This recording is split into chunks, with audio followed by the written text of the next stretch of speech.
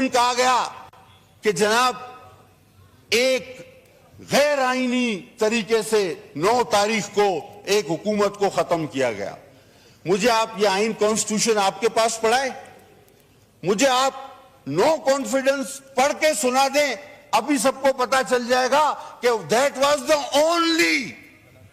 Only constitutional no confidence only. तो फलस्तीन पे तो मैंने बात की, तो आपने उसके हक में तकरीरें की हैं, इसीलिए तो उठ के चले गए थे आप। अभी आ रहा हूं फलस्तीन पे, अभी दोबारा आता हूं फलस्तीन पे, थोड़ा हौसला रखो जनाब।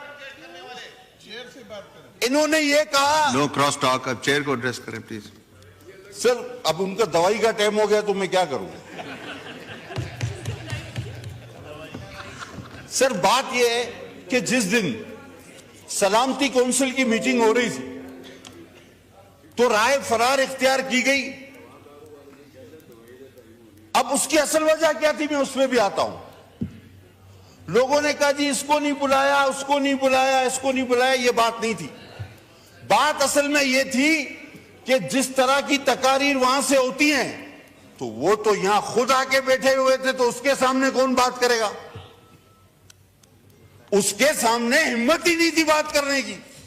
वो जो यहां बैठे थे 3 लोग, उनके सामने हिम्मत नहीं थी। रात तक आपस में ये होता रहा कि तुम बोलो, बाद में कहा जाते ही नहीं, बाइकाट का बहाना बना लेते हैं। इसके सामने बात कौन करेगा, इनके सामने तो हिम्मत ही नहीं। अब पीठ पीछे बात जितनी चाहे करा लो। जो मौजूद थे तो आप बात करते ना कि जी ये डी चौक पे भी नहीं आने देते, ये रात को उठा लेते हैं, ये डालों में ले जाते हैं। वो मौजूद थे, हिम्मत नहीं थी ना, मान लो हिम्मत नहीं थी। और कहा जी कि बाजवा के जरिए आपने जो है वो एक करारदाद, यार आपने तो हाजिरी भी कर्नल के जरिए लगवाई है सहवान में। ना कर सकता है कोई कसम खाएगा मेरा भाई, कोई दुरूद पड़ेगा कि ये बात गलत है। यहां तो हाजिरी भी कर्नल के जरिए, कोरम भी कर्नल के जरिए, बजट भी कर्नल के जरिए, इस पे भी तो दुरूद पड़े, कसम खाए ना आप। और फिर कहा गया अचकजई साहब के लिए और अख्तर मेंगल के लिए कि जी देखिए इनके साथ बड़ा जुल्म।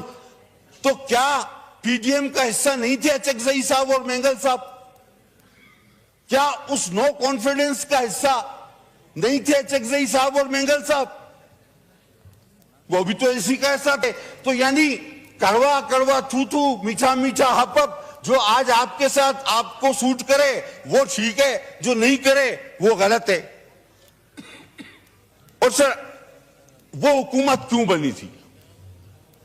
वो जो तकरीर थी फलस्तीन की, that was a policy statement, वरना उस पर बहुत बड़ा रिएक्शन आना चाहिए था। 4-5 काम होने थे उस हुकूमत में जिसमें हमें अल्लाह ने बचा लिया। 2 तो हो गए। अब साहिबजादा साहब ने कहा फलस्तीन और कश्मीर में तवज्जो चाहूंगा आपकी। कश्मीर कब गया मुझे बताएं। दैट वाज अ एजेंडा, लाया ही इसलिए गया था, आए ही इसीलिए थे, आरटीएस बंद ही इसीलिए हुए थे। कश्मीर गया, यहूद के हक में तकरीरें शुरू हो गई, सीपेक रोल बैक हुआ, मईशत का पट्टा बिठाया गया। खुद आपका वजीर खजाना कहता है, हमने कहा कि जी आपने 60-70 सालों में जितना पाकिस्तान ने कर्जा नहीं लिया था आपने 4 साल में ले लिया। कहता नहीं, उतना 100% नहीं लिया, उसका 76% लिया है। खुद एतराफ करता है। अजीब आदमी है। हम कहते हैं तुमने 100 बंदे मारे, कहता नहीं मैं बेगुनाह हूं, मैंने तो 76 मारे हैं। तो यही वाली मिसाल हो गई। आप हुकूमतें जर्नलों के जरिए चलाते रहे। फैज साहब आज किधर है बेचारा, पता नहीं वो आपकी वजह से बंद है या तुम लोग उसकी वजह से बंद हो, वो खुद परेशान है।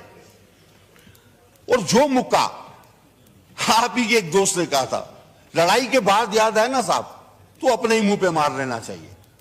ये सलामती काउंसिल में आके बात करनी चाहिए थी आपको सारी बात। और जब इसराइल के हक में तकरीरें हुई, इंडिया हमसे चला गया, और ये कब हुआ याद करो। आज आप बात कर रहे हो सीपेक रोल बैक हुआ। अब खुदा ने हमें बचाना था कि हम बैंक करप्ट होते आपके इन कर्जों की वजह से, और अल्लाह ना करता कि हमारा एटमी ताकत भी हमसे सरेंडर हो जाती। ये आपका एजेंडा था जिसके बीच में हम हायल हुए। हमने अपना पॉलिटिकल गेन जो था वो वेस्ट किया। हकीकत है हम सियासी तौर पे आपके 4 साल का वो सारा घन कचरा अपने सर पे उठा के घूमे, हम उसमें हमारा ग्राफ गिरा, ये हकीकत है। लेकिन हम ना करते तो आप इंडिया दे चुके थे, इसराइल के हक में तकरीरें आप कर चुके थे, सीपेक आप रोल बैक कर चुके थे, बाकी रह गया था एटम बम और एक आध एजेंडा आपका और था, टाइम फिश, वो हम नहीं होने देते। इसी की हमने कीमत अदा की। तो जनाब आखिर में देखिए, वफादारियां जो होती है ना, आप कहते हैं ओआईसी महातिर मोहम्मद ने बुलाई थी, यार इतना जल्दी भूल गए। इन्हीं वजीर आजम ने मलेशिया में ओआईसी रखवाई थी, एंड टाइम पे उधर मलेशिया में रखवा के खुद नहीं गया, भाग गया, बोला मैं नहीं आ रहा, यू टर्न। अब आप महातीर की बात की ना आपने, मैं आपको भी तारीख दिखा देता हूं। यही वजीर आजम ने कहा था कि ओआईसी वहां रखते हैं इस्लामी, वो भुट्टो था, भुट्टो। ओआईसी बुलानी है तो फिर भुट्टो चाहिए, और ओआईसी के बाद फांसी भी लगती है उसके लिए, फिर भुट्टो चाहिए। ये लोटो लुटेरों से काम नहीं चलेगा।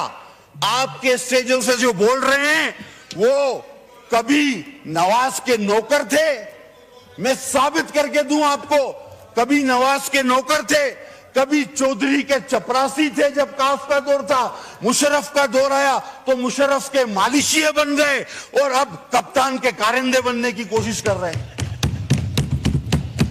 ऐसे लोगों से आप उम्मीद रखते हैं? हुजूर करारदाद लाएं, हम सपोर्ट करेंगे। लफ्जी तौर पे करारदादें आती हैं, पास हो जाती हैं, लेकिन कौलो फैल में बड़ा तजाद है। फैल चाहिए, अमल चाहिए, और अमल जिसने करना है हम उनके साथ खड़े हैं। पीपुल्स पार्टी 2 कॉजेस पे, भुट्टो साहब ने कहा मैं नींद में भी धोखा नहीं खा सकता।